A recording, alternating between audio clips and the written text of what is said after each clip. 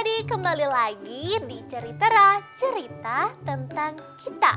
Masih dengan Kak Indi dan Kak Nabila yang akan menceritakan tentang Sunan Kalijaga kepada adik-adik. Kalau tadi kita sudah mengetahui bahwa Sunan Kalijaga atau Raden Said mencuri dan sudah ketahuan oleh orang tuanya lalu diusir. Tapi Raden Said kembali mencuri tongkat dari kakek tua. Kakek tua tadi menangis karena kesakitan kan adik-adik. Wah, itu perbuatan yang salah dan tidak boleh ditiru ya adik-adik. Nggak boleh loh. Tapi akhirnya Raden Said pun memutuskan untuk belajar agama dan menjadi kaum sejati. Kita lanjutin yuk dengerin ceritanya karena Kak ini nggak sabar. Adik-adik di rumah juga kan? Iya.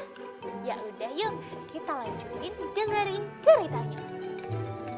Setelah kakek tua itu ingin menjadi gurunya, ia pun memperkenalkan namanya. Dia adalah Sunan Bonang.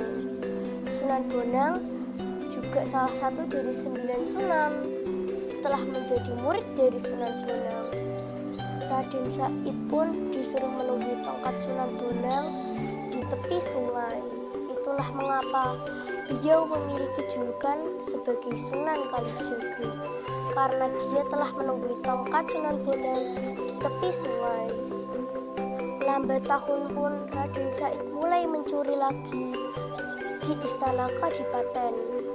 Namun ibu Raden Said telah mengetahui bahwa pencuri yang ada di istana Kadipaten ternyata adalah Raden Said.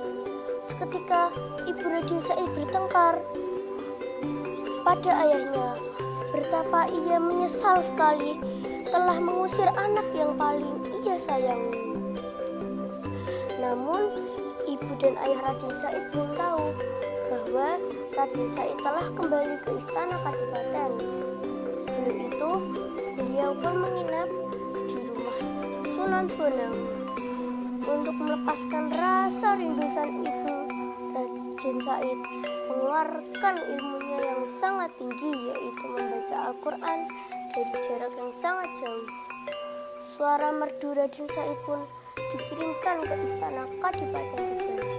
Suara beliau benar-benar merdu dan mengguncang dinding istana Kadipaten dan mengguncang isi hati Rama Adipati dan istrinya. Raden Said pun dimaafkan oleh ayah dan ibunya. Ayah dan ibunya pun meminta Raden Said untuk kembali ke istana Kadipaten Tuban.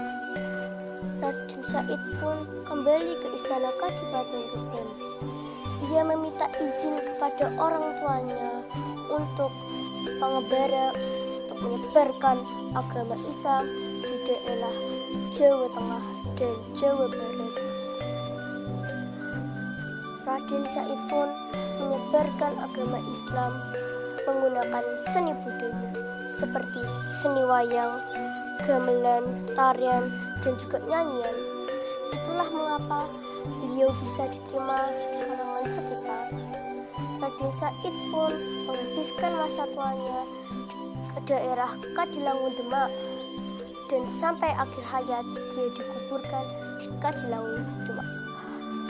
Sampai detik ini pun kita masih bisa merasakan amal perbuatan Raden Said.